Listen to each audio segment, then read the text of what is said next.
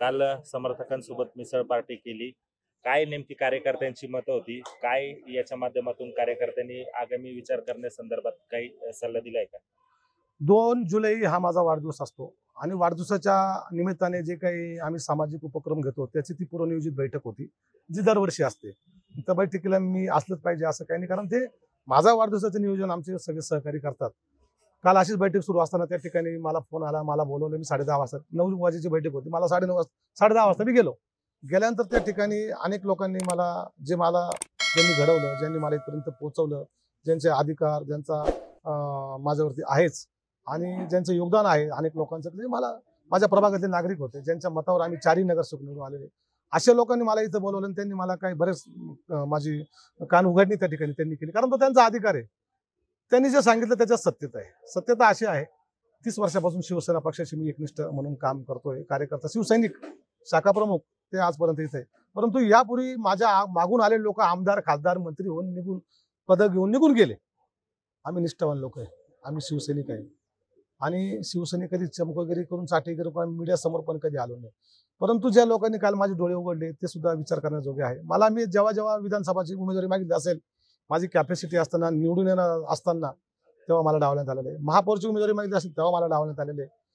लोकसभा निवडणुकीमध्ये 2दा खासदार जे आमचे हेमंत गोडसे होते ते आले, 2दा खासदार झाले, गेले. त्याच्यानंतर राजाभाऊ वाजे खासदार झाले. सगळ्यांनीच त्यांना योगदान दिलं, पण त्याच्यामध्ये अग्रस्थानी विलास शिंदे होते. आणि त्याच्यानंतर मला वाटलं होतं की माझी बढती होईल, प्रमोशन होईल, तसं काही झालं नाही. उलट माझं डिमोशन झालं.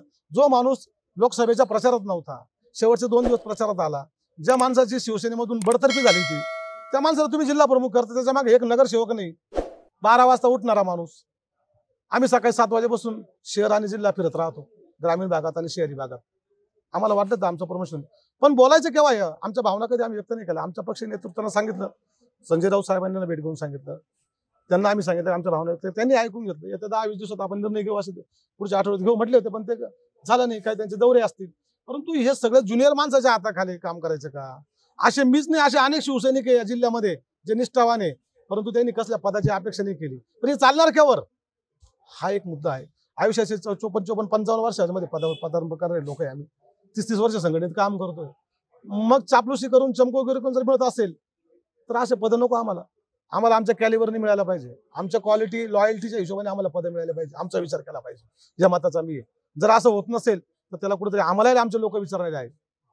मग आम्ही नेमकं ऐकायचं कोणाचं? आमची निष्ठा 100% आहे, त्याबद्दल आमचं अजिबात कोणी शंका घेण्याचं कारण नाही. परंतु असं चालेल केवर? त्याच्यामुळं कालची ही बैठक होती, आजही काही लोकांची बैठक घेतोय, त्याच्यातून सगळ्यांचं म्हणणं ऐकून घेऊन काय निर्णय घ्यायचा तर घेऊ. आता पुढचा निर्णय कधीपर्यंत होईल आणि तुमच्या सोबत या सगळ्या मला सगळ्यांनी गळ घातलेली आहे की तुम्ही जो काही निर्णय घ्यायचा तो हा वाढदिवस तसा करायचा नाही.